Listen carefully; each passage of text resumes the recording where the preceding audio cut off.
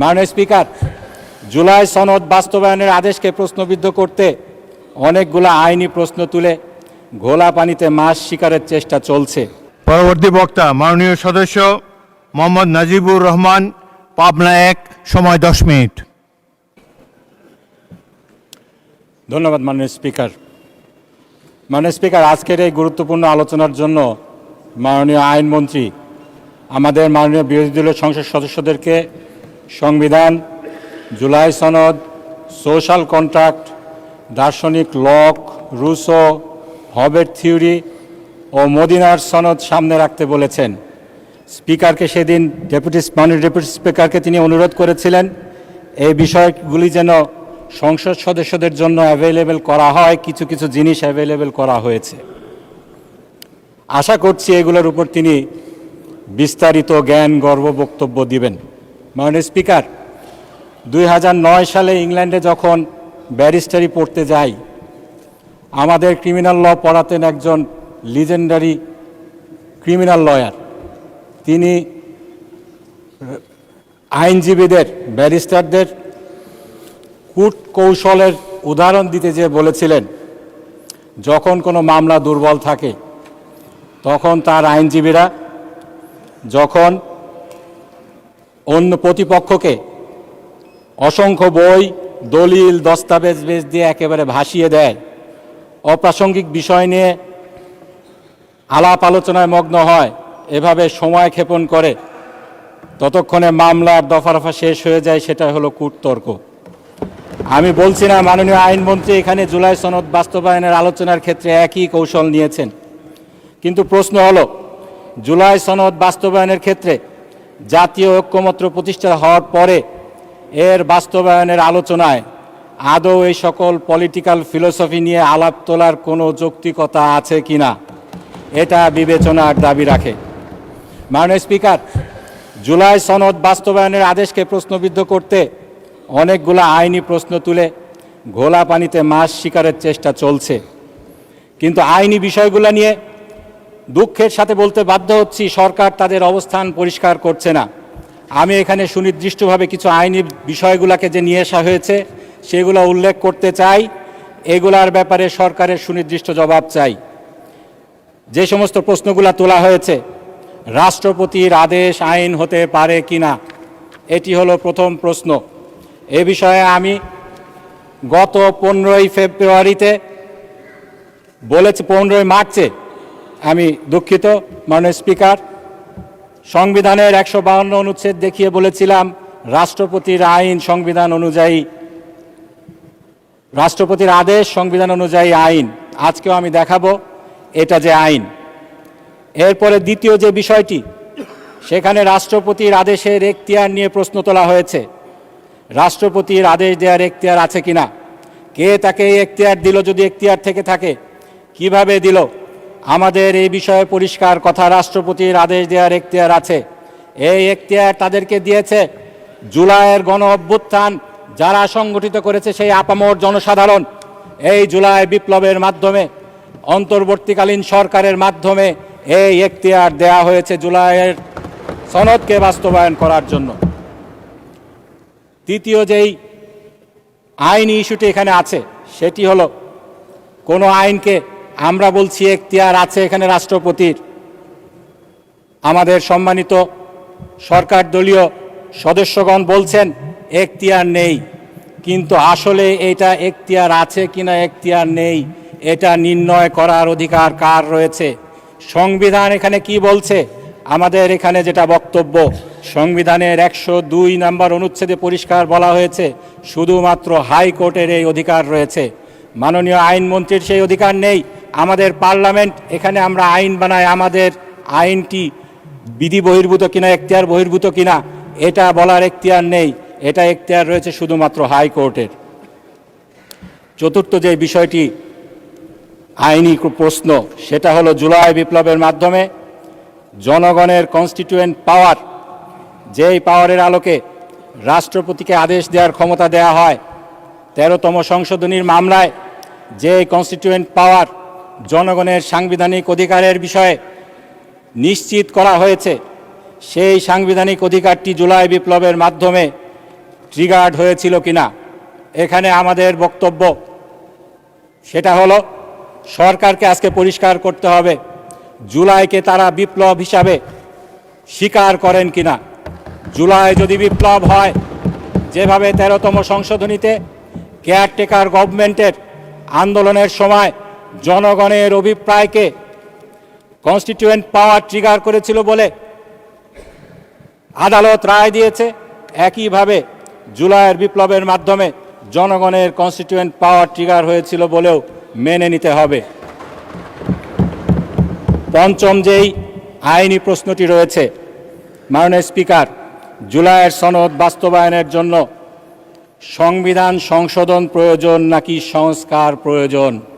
এক্ষেত্রে আমাদের বক্তব্য হলো, বাংলাদেশে বিদ্যমান সাংবিধানিক যে আইন রয়েছে, যেই ডক্ট্রিন অফ বেসিক ফিচার, যেটা 8ম সংশোধনীর মামলায় আমাদের দেশে ইন্ট্রোডিউস করা হয়েছিল এবং 5ম সংশোধনীর মামলায় যেটা আরও বেশি স্ট্যাবলিশড হয়েছে, সেটার আলোকে যে ধরনের সংস্কার আমরা চাচ্ছি জুলাইয়ের সনদের মাধ্যমে, সেই সংস্কার সংবিধান সংশোধনের মাধ্যমে সম্ভব নয়। এজন্য প্রয়োজন সংবিধান সংস্কার। মাননীয় স্পিকার, প্রথম যে বিষয়টি আমি বলেছি উত্তর দেয়া প্রয়োজন, সেটি হলো রাষ্ট্রপতির আদেশ আইন কিনা। মাননীয় স্পিকার, এর মধ্যে 7 মিনিট চলে গেছে। মাননীয় স্পিকার, একটা ঘড়ি আছে, মাননীয় সদস্য ঘড়ি দেখে বক্তব্য দেন। সেটাই দেখছি। 10 মিনিট, 3 মিনিট আছে আপনার। 3 মিনিট আছে। মাননীয় স্পিকার, যেটা আমি বলতে চাই, 152 অনুচ্ছেদে বলা হয়েছে আদেশ অবশ্যই আইন। এক্ষেত্রে সরকারের পক্ষ থেকে 3টি অবস্থান আমরা লক্ষ্য করছি। আইনমন্ত্রী 29শে মার্চ তিনি তার একটি সাক্ষাৎকারে একটি জাতীয় দৈনিকে বলেছেন, এই আদেশটি অবিকল আইনের মতো মনে হলেও কোনোটাই সাংবিধানিকভাবে বৈধ আইন নয়। যদি উনি মনে করছেন এটা আইন কিন্তু বৈধ আইন নয়। মাননীয় অ্যাটর্নি জেনারেল, তিনি তখন অ্যাটর্নি জেনারেল হননি, 18 মার্চ একটি জাতীয় দৈনিকে তিনি কলাম লিখে বলেছেন, আদেশ যে আইনের অন্তর্ভুক্ত সে কথা অস্বীকার করার কোনো উপায় নেই।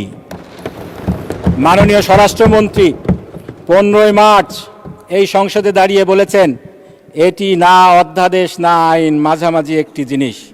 এ বিষয়ে আমি সংক্ষেপে যেটা বলতে চাই, এই আইনের বৈধতা নিয়ে একটি মামলা হয়েছে হাইকোর্টে, সেই মামলায় রুল জারি হয়েছে।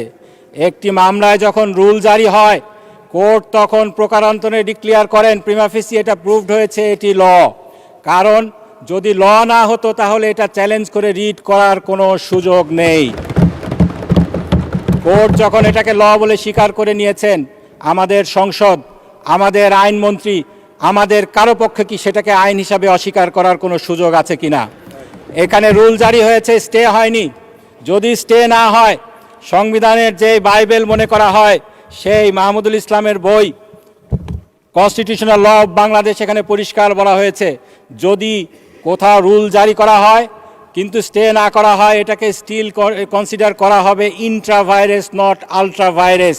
আলট্রাভাইরাস হলো আইন বহির্ভূত আর ইন্ট্রাভাইরাস হলো আইন সম্মত। সুতরাং এটা মানতে আমরা সবাই বাধ্য। এই আদেশের 10ম অনুচ্ছেদ এবং 12 অনুচ্ছেদকে লঙ্ঘন করে সরকার এবং রাষ্ট্রপতি এই আইনের ব্যত্যয় ঘটিয়েছেন, আইনের শাসনের এখানে ব্যত্যয় ঘটেছে। এখানে দ্বিতীয় যে বিষয়টি রয়েছে, রাষ্ট্রপতির আদেশ দেওয়ার এখতিয়ার আছে কিনা, কে তাকে এখতিয়ার দিল, কিভাবে দিল। এক্ষেত্রে এই সংসদে বলা হয়েছে জনগণের আবেগ দিয়ে রাষ্ট্র চলে না, রাষ্ট্র চলে সংবিধান দিয়ে। মাননীয় স্পিকার, আপনার মাধ্যমে আমি বলতে চাই, সংবিধান অনুযায়ী জনগণের আবেগ হলো সংবিধানের বাবা। এটা আমার কথা না, সংবিধানের 7ম অনুচ্ছেদে বলা হয়েছে জনগণের পরম অভিপ্রায় রূপে এই সংবিধানই দেশের সর্বোচ্চ আইন, প্রজাতন্ত্রের সর্বোচ্চ আইন। এ নিয়ে যে মামলাটি হয়েছে 13তম সংশোধনীর মামলা, আমার হাতে সময় আছে 30 সেকেন্ড, খুব বেশি বলতে পারবো না। সেখানে তৎকালীন অ্যাটর্নি জেনারেল, আজকের আইনমন্ত্রী বলেছিলেন জনগণের সাংবিধানিক ক্ষমতা কখনো পরিত্যক্ত হয় না, আর এর অবস্থান সংবিধানের উপরে। সেই মামলায় কোর্ট রায় দিয়েছিল এই যে সংবিধানের উপরে জনগণের সাংবিধানিক ক্ষমতা আছে, এটাকে কোর্টেও চ্যালেঞ্জ করা যাবে না, এটা বিয়ন্ড চ্যালেঞ্জ। এটা নিয়ে মাননীয় স্পিকার আমাকে আর একটা মিনিট যদি বাড়িয়ে দেন, আমি একটি পয়েন্ট বলেই শেষ করবো। আরও অনেক পয়েন্ট, আইনি পয়েন্ট ছিল কিন্তু বলতে পারছি না, একটা মিনিট বাড়িয়ে দেন। মাননীয় স্পিকার, এটা 2 ঘন্টার মাননীয় সদস্য অভ্যাস খারাপ হয়ে গেছে, 40 বছর ধরে মাননীয় স্পিকার বলে আসছি, সেই জন্য মাননীয় সদস্য 2 ঘন্টার আলোচনা অলরেডি 45 মিনিট আপনারা বলেছেন। ট্রেজারি বেঞ্চের বক্তা রয়েছে, আবার মাননীয় বিরোধী দলের নেতা আবার বলবেন, আপনাদেরও 3 জন বক্তা এখনো বাকি আছে, সুতরাং আচ্ছা ঠিক আছে, 1 মিনিট আপনি বলেন। মাননীয় স্পিকার, ধন্যবাদ আপনাকে। এই অন্তর্বর্তীকালীন সরকারের বিষয়টি নিয়ে একটি মামলা হয়েছিল, মহসিন রশিদ ভার্সেস বাংলাদেশ। সেখানে কোর্ট ক্যাটাগরিক্যালি বলেছিল, this government is backed by instrument as well as backed by the will of the people. সুতরাং এখানে জনগণের রায় ছিল, জনগণের যেই ম্যান্ডেট তারা দিয়েছিল, সেদিন 3টা ম্যান্ডেট দিয়েছিল, সংস্কার, বিচার এবং নির্বাচন। সেই সংস্কারের যে ম্যান্ডেট জনগণ দিয়েছিল, তার আলোকেই অন্তর্বর্তীকালীন সরকার প্রেসিডেন্টের মাধ্যমে এই আদেশটি জারি করিয়েছে। সুতরাং এটার এখতিয়ার নিয়ে প্রশ্ন তোলার কোনো অধিকার কারণেই। কেউ যদি এটা বিচার করতে পারেন, সেটা হলো বাংলাদেশের হাইকোর্ট। সেই হাইকোর্টে যতক্ষণ পর্যন্ত না এর ব্যাপারে রায় আসছে, আমাদেরকে সকলকে এই আইনটি মানতে হবে। আরও অনেক কথা ছিল, বলতে পারলাম না। আপনাকে ধন্যবাদ জানিয়ে আমার বক্তব্য এখানেই শেষ করছি। ধন্যবাদ মাননীয় স্পিকার এবং সংসদকে। ধন্যবাদ মাননীয় সদস্য। পরবর্তী বক্তা